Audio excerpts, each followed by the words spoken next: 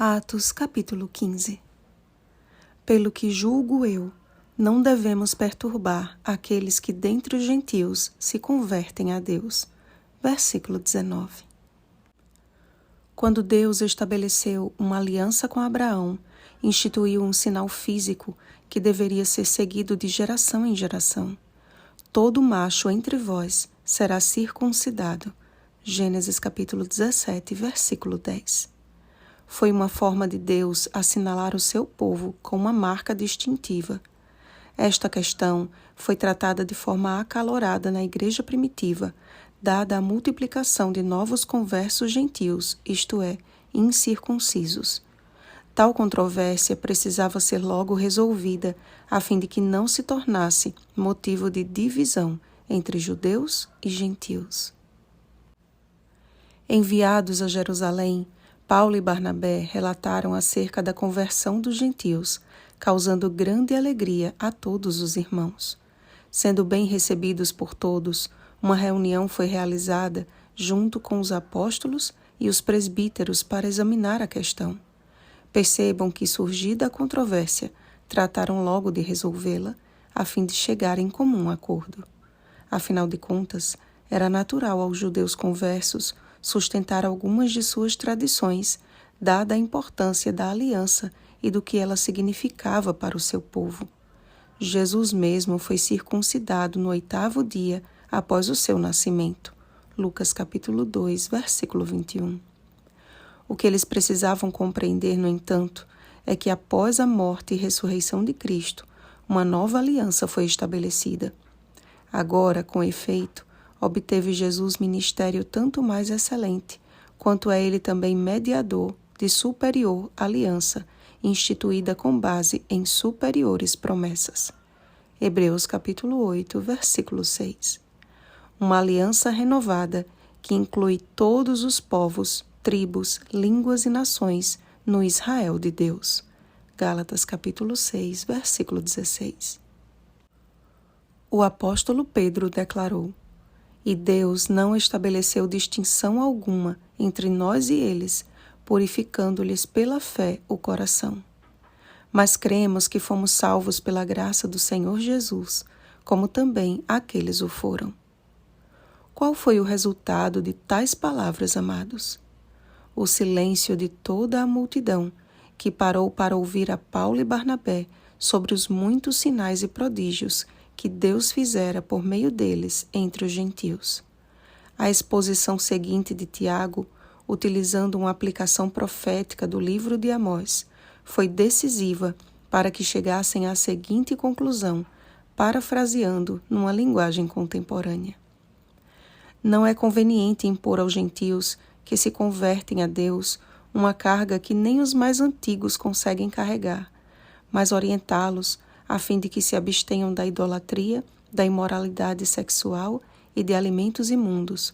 No mais, o que eles tiverem de aprender é ensinado na igreja todos os sábados."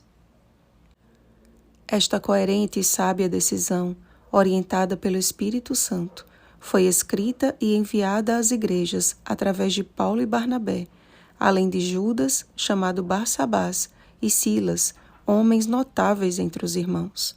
Ou seja, a cúpula da igreja enviou homens cuja credibilidade era notável e cujo testemunho confirmava cada palavra daquela epístola. Não que fossem homens sem defeitos, mas que por palavra e por ação revelavam a obra transformadora do Espírito Santo. Sempre zeloso em obras, Paulo não tolerou a ideia de ter em sua companhia alguém que já o havia deixado na mão.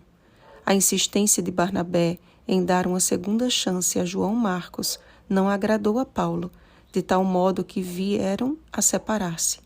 Tal fato, porém, não atrapalhou a obra, mas a expandiu, formando mais uma dupla missionária. Precisamos hoje ter a mesma coerência com a qual agiram os líderes da igreja primitiva.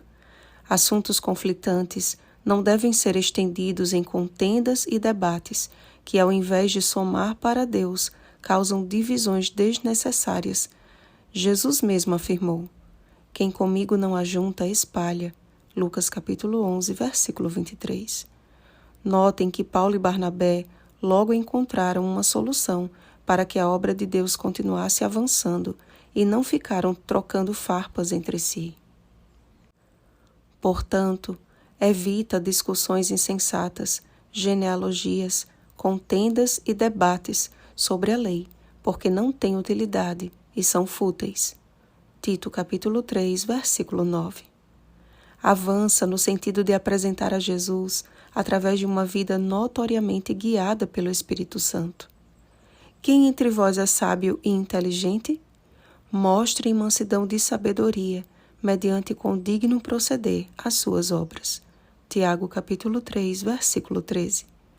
Para que pela Igreja a multiforme sabedoria de Deus se torne conhecida agora. Efésios capítulo 3, versículo 10. Que as nossas palavras e ações sejam bênçãos aos nossos semelhantes, de forma que se alegrem pelo conforto recebido. Oremos, amados. Pai querido, nós te agradecemos pela sabedoria da Tua palavra, que é a nossa fonte ilimitada de conhecimento e inteligência.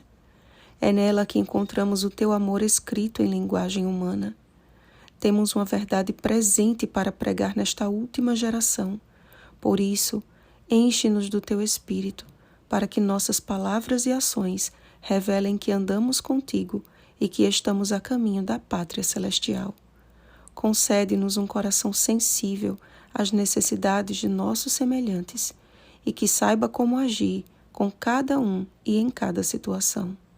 E que cada litígio no meio do Teu povo seja resolvido com prudência e com amor. Em nome de Jesus. Amém. Vigiemos e oremos. Bom dia, povo sábio e inteligente. Oremos pelo batismo do Espírito Santo. Oremos uns pelos outros. Rosana Garcia Barros.